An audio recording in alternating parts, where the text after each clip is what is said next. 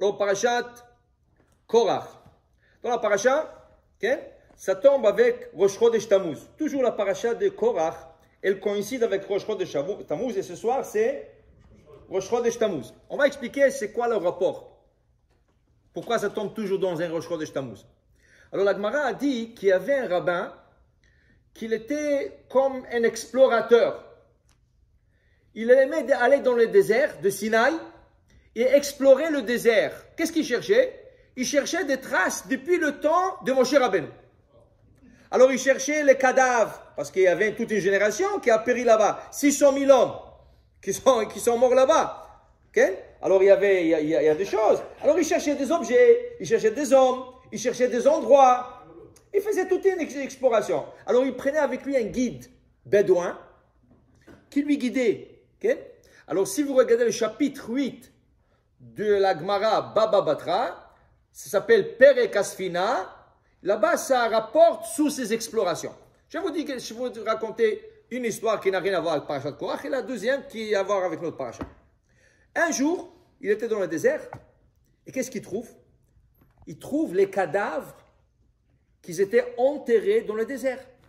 Vous savez comment la génération est morte dans le désert? Chaque Tisha B'Av, veille de Tisha B'Av, il creusait des tombes, il rentrait dans la tombe et le lendemain, il sortait.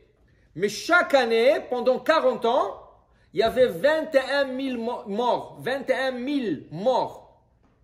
21 000 personnes qui ne se sont pas réveillées.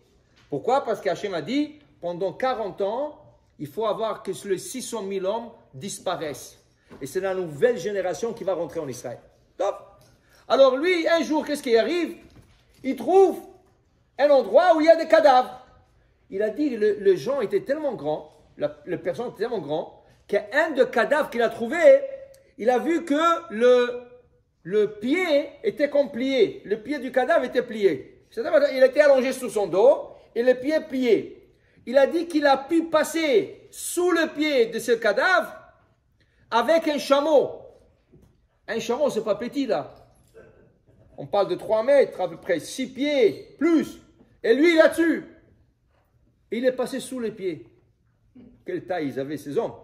Incroyable. Du coup, qu'est-ce qu'il voit? Il voit que ce cadavre, il a une tzitzit. Le tzitzit. Alors il regardait le tzitzit. Waouh, c'est beau. Alors il a pris un tzitzit. Il a pris un tzitzit. Il veut bouger, il est bloqué sur place. Il ne peut pas bouger. Alors il dit au guide, qu'est-ce qui se passe? Je ne peux pas bouger. Il dit, tu as pris quelque chose? Il a dit, tzitzit. Il dit, remets-le tout de suite, parce que tu ne pourras pas bouger. Remets-le. Il a remis le tzitzit sur place, il a continué. La Gemara dit, quand il est rentré au Beth Midrash, il y avait les élèves de Shammai et de Hillel qui discutaient. Okay? De quoi ils discutaient? Il y a une grande discussion dans le Talmud, combien de fils il y a dans le tzitzit? Combien de fils il y a dans le tzitzit? Est-ce que c'est 4 ou 8? Est-ce que c'est 6 ou 8? Beth Shammai dit 6 fils. C'est 3 fils pliés en 2, ça fait 6. Beth Hillel dit 8. 4 fils pliés en 2, ça fait 8. Quand il est rentré, il leur a raconté qu'est-ce qu'il a vu cette fois. Il dit alors, est-ce que tu as vu le tzitzit? Oui, j'ai pris, mais je ne pouvais pas bouger. Ok, est-ce que tu as regardé? Il dit non, j'étais distrait le fait que je ne peux pas bouger, je n'ai pas compté. Il fallait qu'il compte. Même si tu le remets, il fallait qu'il compte, il n'a pas compté. Alors c'est resté comme ça. Et là, la chaïque est Beth Hillel. Qu'on a 8 fils, parce que toujours on suit Beth Hillel. Mais s'il aurait vu, on aurait su qu'est-ce qu'ils ont fait au temps de Moshe Rabbeinu. Qui c'est qui avait raison? Donc, il continue là-bas qu'il faisait des voyages. Un de ce voyage, le guide, il lui dit, est-ce que vous voulez voir la place où se trouve Korach? Notre paracha cette semaine, Korach. Qu'est-ce qui est arrivé? Korach, quand il s'est disputé avec Moshe Rabbeinu fait une prière. Im beria ivra Hashem. Il demandait à Hashem de créer une création qui n'a jamais existé s'il n'a pas encore faite. Mais on sait que cette création a été faite au crépuscule de la création. qui veut dire que dimanche, Hachem a fait la lumière, l'obscurité, lundi, il a séparé les eaux, le mardi, il a sorti la végétation, les arbres, les herbes, le buisson, le mercredi, il a mis le soleil la lune, le jeudi, les animaux, le vendredi, l'homme. Au crépuscule, juste avant Shabbat, Hachem, il crée 10 choses. Par exemple, il crée le puits de Myriam, qui va nous donner de l'eau pendant 40 ans dans le désert. Il crée la bouche de l'ânesse de Bilham, qui va parler. Il crée comme ça, dit, tu regardais le 6e chapitre de Pirkei Avot, et le 5e chapitre de Pirkei Avot, et là-bas aussi, c'est rapporté qu'il a créé la bouche de la terre qui va engloutir Korach. Des apicoros, des non-croyants, qu'est-ce qu'ils disaient? Ah, Moshe, il savait calculer que ce jour-là, il va avoir un tremblement de terre. Et c'est pour ça que Korach, il ne savait pas, il tombait dedans. Quelle bêtise! Parce que dans un tremblement de terre, la terre reste ouverte. Après le tremblement de terre. Ici, la terre s'est ouverte et s'est fermée comme s'il n'y avait rien. Alors ce guide, il dit à Rabba Bar Hana, est-ce que tu veux que je te montre où Korach est enterré? Il dit oui, oui. Comment tu peux savoir? Il dit, viens, je te montrer, viens. Ils sont dans le désert, il lui monte un trou. Il dit, voilà, dans ce trou, c'est là où Korach s'est englouti. Un petit trou. Il dit, comment je peux savoir? Il dit, d'abord, prends une lance. Sur le bout de la lance, mets du coton mouillé. Et rentre-le dans le trou. Tu vas voir. Il a rentré dans le trou, le coton mouillé. Il est sorti brûlé un peu, mais il n'a pas brûlé parce qu'il était mouillé. Il dit, c'est quoi ça? Il dit, ici c'est l'enfer, le Gehennem. C'est là où Korach est parti, Gehennem. Ah, je ne te crois pas. Peut-être c'était un, je ne sais pas.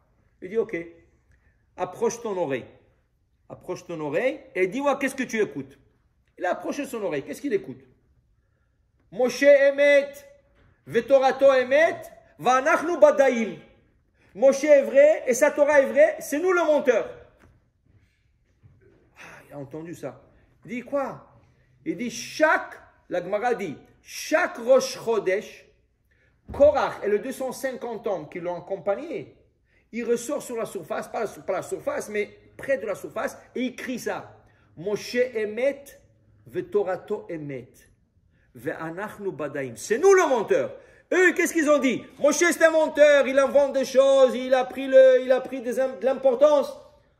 Alors maintenant, il crie le contraire. Non, c'est Moshe qui est Emet. C'est la Torah qui est Moshe qui est Emet. Et c'est nous le menteur. Okay? Chaque Rosh Chodesh, il monte sur la surface pour le crier. Lama Rosh Chodesh. Pourquoi Rosh Chodesh? Alors j'ai vu une explication qui dit comme ça. Qu'est-ce qui est arrivé au 4e jour de la création? La lune, elle s'est pleine. Il dit à Hachem, on ne peut pas avoir deux rois. Moi, le soleil, la même intensité de lumière, on ne peut pas. Il faut qu'un... Hachem dit, tu te plains? Va te rapetissir toi. Okay? Korach a fait la même chose. Qu'est-ce qu'il a dit? Non, il ne peut pas être le chef, lui. Lui, son frère, il ne peut pas être... Moi aussi, je vais être le chef. La lune a dit la même chose. Moi, je vais être la chef. Moi, je veux diriger. Moi, ce n'est pas le soleil. Tu as dit ça, va te rapetissir. C'est exactement qu'est-ce qui lui est arrivé. Il s'est rapetissé. Il s'est englouti. Il s'est englouti. Tu veux aller contre Moshe Rabbeinu? Moshe Rabbeinu, qu'est-ce qu'il lui dit, Moshe Rabbeinu? Boker veyoda Adonai et asherlo. Quand il est venu chez Moshe se discuter, Moshe a dit, Boker, attends le matin. Quand le soleil va se lever, pourquoi il lui dit Boker? Il dit, tu te rappelles, le soleil et la lune.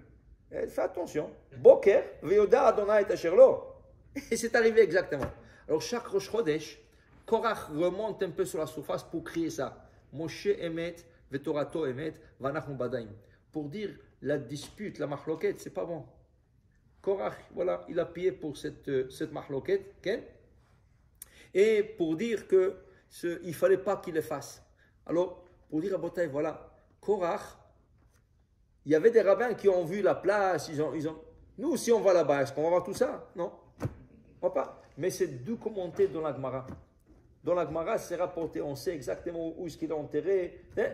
Seulement, même la Gemara dans la Sechet Souka, elle dit, il y a une place dans le désert où il y a des palmiers qui poussent, c'est des palmiers nains. ils sont petits. C'est des nains, ils sont tout nains.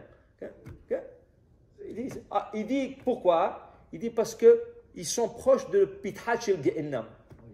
Ils sont proches de l'ouverture de Gehenam. Entre le palmier, il y a le Gehenam. Ça veut dire que Khamim savait où c'est ce Gehenam de Korach. Pourquoi faire? Pour dire que la mahloket, c'est pas bon. La lune s'est plainte, il se rapetissait. Korach s'est plaint, il s'est englouti. Il faut toujours rester bien avec tout le monde. Amen, amen.